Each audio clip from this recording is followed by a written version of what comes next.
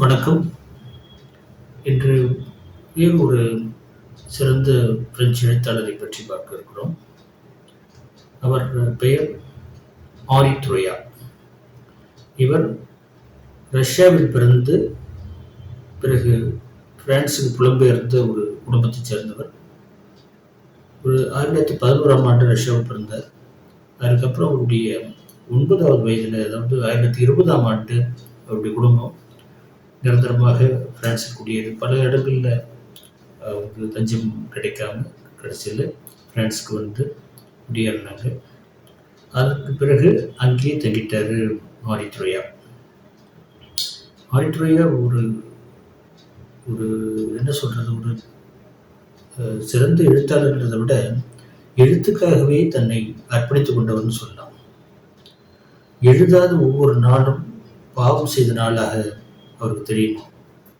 அந்த அளவுக்கு விடியற் காலை 4 மணிக்கெல்லாம் எழுந்து தினமும் அவர் எழுதுறத ஒரு பழக்கமாக, ஒரு ஒழுங்குமுறையாக வைத்திருந்தார் ஆரித்துரையா. 95 ஆண்டுகள் வாழ்ந்து மறைந்த ஆரித்துரையா 94வது வயசுல கூட ஒரு புதினத்தை எழுதி முடிச்சுட்டு தான் இறந்தார். அவர் 100க்கும் மேற்பட்ட நூல்களை எழுதி குவித்தவர். அந்த பட்டியலில் பார்த்தீங்கன்னா எல்லா இலக்கிய வகைமைகளும் இருக்கும். புதினங்கள், சிறுகதைகள், நாடகங்கள், எல்லாவற்றுக்கும் மேலாக வாழ்க்கை வரலாறு. அந்த வாழ்க்கை வரலாறுக்கு அவர் ரொம்ப பேர் போனவர். ரஷ்ய ஆளுமைகளான, இலக்கிய ஆளுமைகளான டாஸ்தோவ்ஸ்கி, லியோ டால்ஸ்டாய் இவர்களை பற்றி மட்டுமல்ல, பிரான்ஸில் பல்சாக், ஃப்ளோபேர், எமில் ஜோலா போன்ற பல இலக்கிய ஆளுமைகளை பற்றியும் அவர் அவருடைய வாழ்க்கை வரலாறு எழுதி குவித்தவர். இப்படிப்பட்ட ஒரு எழுத்தாளர் தன்னுடைய 27வது வயதிலேயே அவருடைய நாவலுக்கு ஒரு நல்ல பெரிய பரிசு வாங்கினார் பிரான்ஸில். அவருடைய புதினங்களை பற்றி பேசிக்கிட்டே போகலாம். இருந்தாலும் ஒரு சிறு எடுத்துக்காட்டாக அவருடைய சிறுகதை ஒன்றை பற்றி தான் இன்றைக்கு பேச போகிறோம். எனக்கு பிடித்த ஒரு சிறுகதை எங்கள் சிறந்த வாடிக்கையாளருக்கு என்ற தலைப்பில் அமைந்த ஒரு கதை. இந்த கதையில் வர்ற ஒரே ஒரு கதாபாத்திரம் தான் முதன்மையான கதாபாத்திரம். அந்த கதை மாத்திரம் மட்டுமே இந்த கதை முழுக்க விடப்படுவார். அது இல்லாமல் கடைசியில் வந்து சேர்ற ஒரு கதாபாத்திரமும் அதில் முக்கிய இடம் உண்டு. அந்த முதன்மை கதாபாத்திரத்தை பற்றி இப்போ பார்க்கலாம். இவர் ஒரு நாள் தன்னுடைய கார் எடுத்துக்கிட்டு போய் அங்கே கல்லறை பக்கத்தில் ஒரு கடை இருக்கு. அங்கே பிரான்ஸில் அது ஒரு வழக்கமாக இருக்கும்.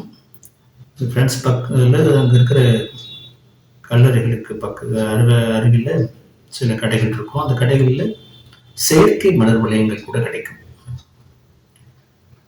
அதாவது இன்னும் ஒரு 3-4 நாட்கள் கழித்து அடக்கம் செய்ய இருக்கின்ற, அந்த இறுதி சடங்குகள் நடக்க இருக்கின்ற அந்த நேரத்தில் செலுத்த வேண்டிய மரியாதை செலுத்தும் நேரம் வரும்போது ஆயத்தமாக இருக்கிறதுக்காக முதல்ல நம்மளுக்கு நேரம் கிடைக்கும் போதே அந்த செயற்கை மலர் வளையங்களை சிலர் வாங்கி வைக்கிறது வழக்கம். அப்படி நம்மளுடைய அந்த கதை மாத்திரம் அங்கே போகிறாரு. ஒரு நடுத்தர வயது உள்ளவர் தான். அங்கே போய் இறங்கி அந்த காரில் விட்டு இறங்கினோடனே நேரம் உள்ள போகிறாரு.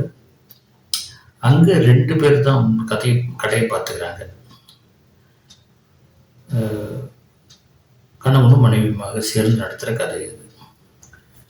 அதில் மனைவி ஏதோ ஒரு வேலையாக உள்ள இந்த செயற்கை மலர் வளையங்களில் செய்கிற வேலையில் ஈடுபட்டிருக்கும் போது கணவர் மட்டும் அங்கே கடையுடைய இதில் இருக்கிறாரு, முன்பகுதியில் இருக்கிறாரு. இந்த கடைக்குள்ள இவர் போனோடனே அவர் விசாரிக்கிறார், எனக்கு ஒரு 15 மலர் வளையம் தேவைப்படுது, இப்போ உடனடியாக கிடைக்குமா அப்படின்னு கேட்குறாரு.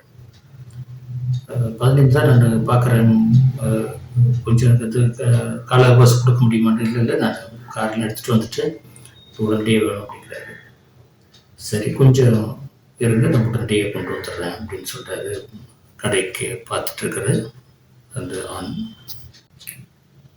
ஒரு 15 மலர் வளையம் மொத்தமாக கேட்ட உடனே வாங்கணும்னு விருப்பப்படுறவரை பார்த்ததும் இப்படி ஒரு வாடிக்கையாளர் அவர் சந்திச்சது கிடையாது. அதனால அவருக்கு ஒரு சின்ன ஒரு சந்தேகம் உள்ள மனசுக்குள்ள எழுது. அதை கேட்டு தெரிஞ்சுக்கலாமன்றதுக்காக அவர், எங்க நீங்கள் ஏதாவது உங்களுடைய குடும்பத்தில் எல்லாரும் ஒரே நேரத்தில் இறந்துட்டாங்களா? 12 பேர். ஆமாம். அதெல்லாம் உங்களுக்கு எதுக்கு? நான் உங்ககிட்ட இருக்கா அப்படிங்கிறது. இருக்குங்க, நான் தரேன். அதில் என்ன எழுதணும் சொல்கிறாரு. என்ன எழுதணும் கேட்குறது. அந்த 15லையும் ஒரு இதில் ஒரு மலர் வளையத்தில் என்னுடைய இனிய மகனுக்கு எழுதுங்க, ஒன்றில் என்னுடைய இனிய சகோதரருக்கு எழுதுங்க, ஒன்றில் என்னுடைய பாசத்திற்குரிய அப்பாவுக்கு எழுதுங்க, இன்னொன்றில் என் மரியாதைக்குரிய அண்ணனுக்கு எழுதுங்க. இப்படியே ஒரு ஆண் உறவு கொண்ட எல்லா இதையும் சொல்கிறார். எல்லா உறவுகளையும் சொல்லி, உறவு முறைகளையும் சொல்லி எழுத சொல்கிறார். அப்போ இவருக்கு இன்னும் மேல் ஒரு ஐயம் வருது கடையோட உரிமையாளருக்கு. அவர் கேட்குறாரு, என்னங்க உங்களுடைய குடும்பத்தில் ஏதோ ஒரு விபத்தில் எல்லா ஆண் உறுப்பினர்களும் இறந்துட்டாங்களா? 15 பேர் இறந்துட்டாங்களா அப்படிங்கிறார். மறுபடியும் ஒரு கொஞ்சம் எரிச்சலோட, உங்களுக்கு எதுக்கு அதெல்லாம்? உங்கள்கிட்ட 15 மலர் வளையம் விற்க முடியுமா முடியாதா?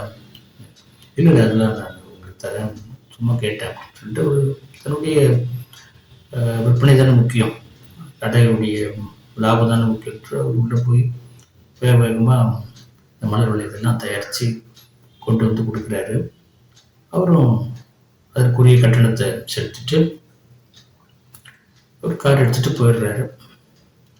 போன பிறகும் இவருக்கு மனசு ஓடலை, மனசு அமைதி கொள்ளலை. என்ன இது 15 மலர் வளையத்தை ஒரே நேரத்தில் வாங்குறாரு, என்னவா இருக்கும் அப்படின்னு போட்டு மனசு போட்டு குழப்பிக்கிட்டே இருக்கிறாரு.